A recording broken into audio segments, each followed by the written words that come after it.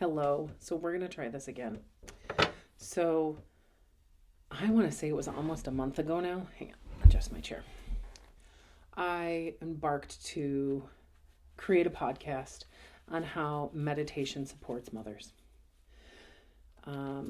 Now, I know meditation can be a huge support for mothers and the journey that we take as a mother.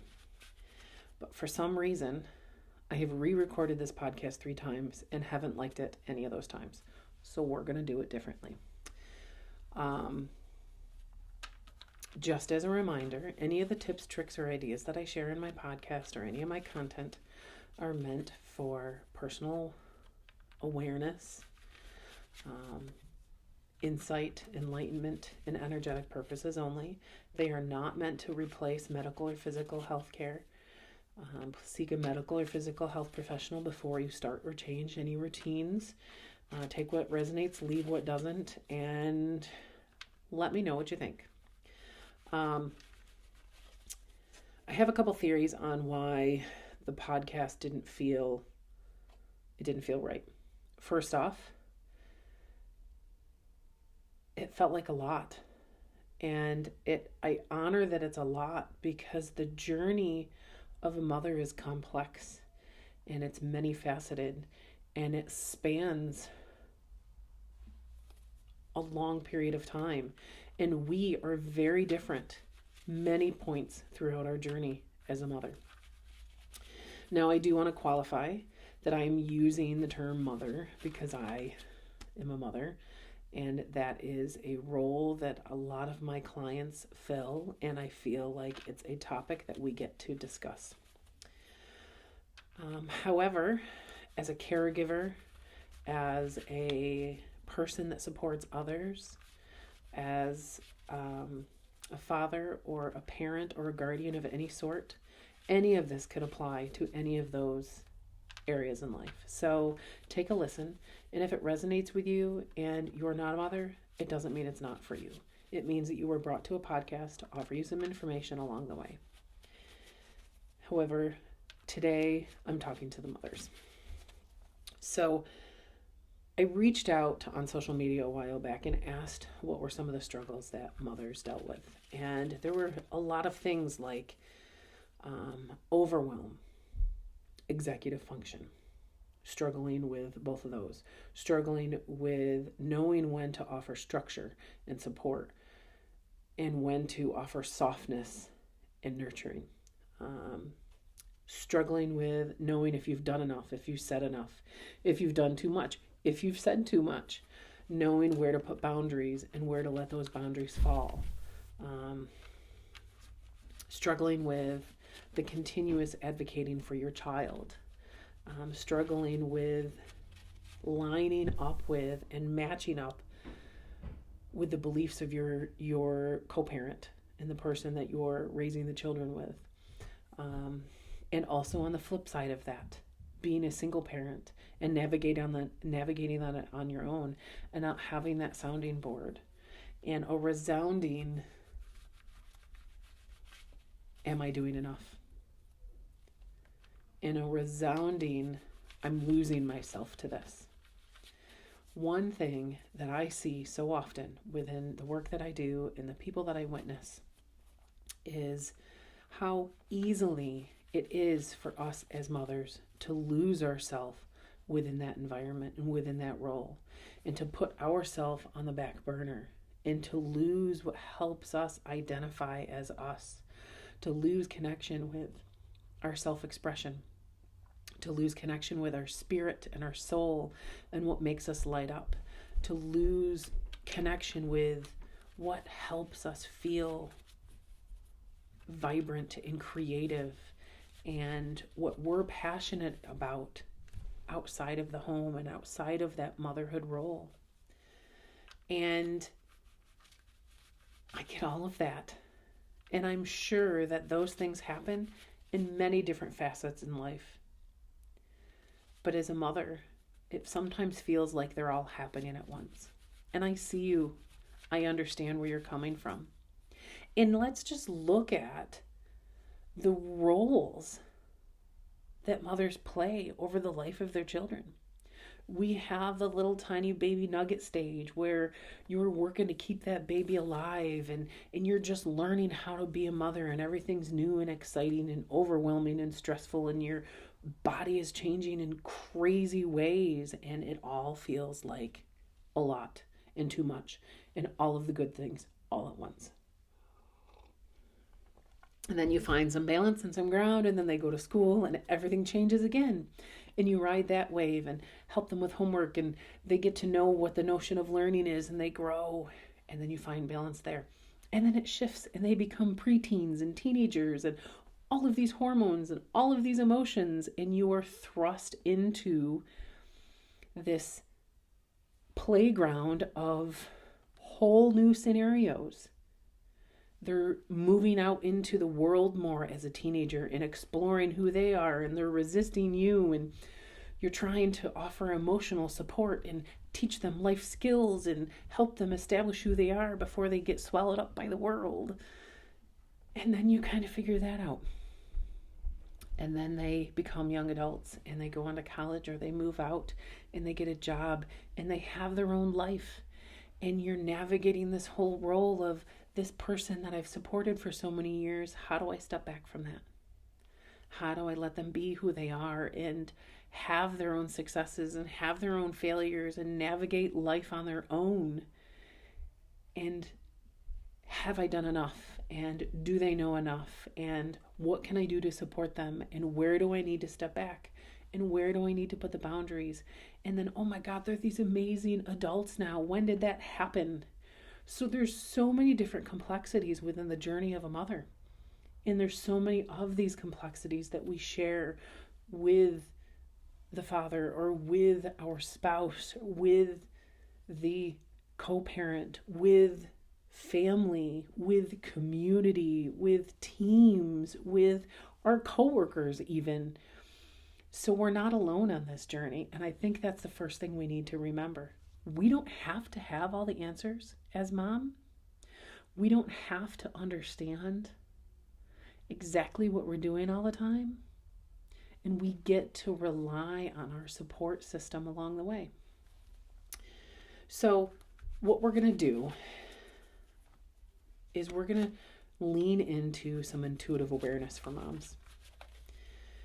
I know that meditation can benefit moms. I know that meditation helps you set boundaries. I know that meditation can help to settle anxiety and help you find stability and peace and help you have emotional and spiritual awareness and help you connect with inner self-love and inner expression, which in turn helps you in life and with your children. And I know that by allowing meditation into yourself and into your life, that your kids will witness this no matter what age, and that they will benefit from it, and that you're planting seeds for them to do it simply by doing it for yourself. And I truly, truly feel that meditation is like that airplane mask, that you must first do it for yourself in order to help your children find it or do it for themselves. So yes, meditation can be a powerhouse of an activity that you get to build into your life as a mother. That's without question. However, let's pull a few cards to look into what we need to know as mothers these days. And after sharing all of that other stuff that we just did, let's pull a card or two to see what supports us, to see if we have a little intuitive insight. The first deck I am choosing today is the Field Tarot deck by Hannah Fofana. Hannah Elizabeth Fofana, sorry. Fofana, Fofana. I need to look up the actual pronunciation of her name. Love this tarot deck. I don't read tarot traditionally. I read it more intuitively. If you're interested in people that read it more traditionally, let me know. I can connect you with them. One of them being my close friend from Divine Clarity, Danielle Graham. We're going to pull this one from over here. Movement. Okay. So I love this card with all of the different colored scepters that are available within this card. I love that all of these different colors, they actually remind me of all the different emotions. You know, the movie Inside Out and Inside Out 2, how each emotion is represented by a color. I love that. I love that as mothers, we get to experience all the different emotions. We get to experience the passion and maybe a little anger. We get to experience that balance and nurturing. We get to experience that depth of inner awareness. We get to experience that creativity and the soothing energies, maybe even a little sadness at times. We get to experience the joy and brightness. We get to experience the higher awareness and understanding that it offers us. And we get to experience abundance within all of that. And I feel like a lot of these things we're feeling more intensely these days. And I feel like we're doing that because it's creating a movement. It's inviting us to move in deeper into our experience of life, into navigating who we are as individuals so that we can navigate who we are as mothers in a new way. I feel like the energies and the complexities of the world and of our day-to-day life are different now. So our bodies, our minds, and our emotions are acclimating to these different energies in a new way. And I feel like we get to be aware of the all parts of ourselves, and we get to pull out the tools that we need to cultivate that beauty within us as an individual, within us as a mother, and within those relationships that we nurture with that mother energy. So that's our first one. And our next deck that we are going to pull from today, we're going to finish off with the Spirit Junkie deck by Gabrielle Bernstein. Now, I love a good oracle deck or a good card deck, inspirational card deck, to support me within my personal work. And of course, you know, professionally, I have a ton of decks that I use all the time. I love the notion of having a deck that I can pull out. I can take a few deep breaths, find a quiet space, spread the deck out, pull a card, and take some time to either meditate with that intention, journal with that intention, or contemplate, what does that card mean for me today? What is it offering as a message, and what is it supporting me with today? So our last card for mothers today is going to be pulled from the Spirit Junkie deck by Gabrielle Bernstein. Now we can dive in. If you have questions or you need support or you're looking for guidance within your journey as a mother, and you want to dive into a personal reading where we pull cards and we contemplate about what they could mean for you, and we connect with what you see in them and what I see in them, and have an intuitive conversation about them, we absolutely can do that. Feel free to reach out and we can get you set up with an appointment. Okay. What do we need to help us move forward as mothers? We're going to go right here to the end, to the second to the end. I trust my intuition is always leading me in the right direction. Oh, the colors on these, I love. This mauve and this pink color really reminds me that we get to support the notion of self-care and self-love in our life. We get to support lightness and goodness, and we get to support that trust in our intuition by leaning into self-care, by leaning into that self-love. That it can, when we lean into that self-care and that self-love, we have a tendency to connect deeper with our intuition, connect deeper with that inner knowing that, you know what, this feels right for me, like I have to take this step in this direction. I may not know why, but I feel like that's the direction I need to go. And I'm going to do it. I'm going to trust that instinct. I'm going to trust that intuition. I'm going to make that step forward. Some of the big words here: trust. Trusting ourselves. There is a mother's intuition. We've heard it time and time again. Mother's intuition is a real thing. We get to trust that we have what we need to make the choices within our mother role, no matter which end of the process we're in, no matter which part of the spectrum we're in, that we are making the choices that are right for us within our role as mother, and that we can trust that mother's intuition.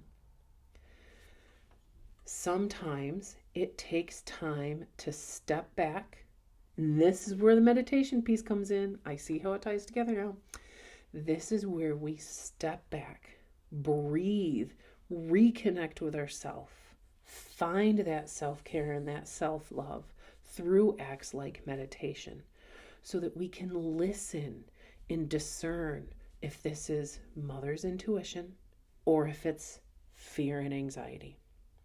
Sometimes they feel like they sound similar when we're moving through the chaos of life.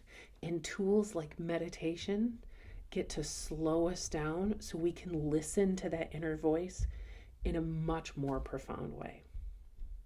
And I love these daisies for brightness and possibility. And I love that they are fully open, ready to receive the sun.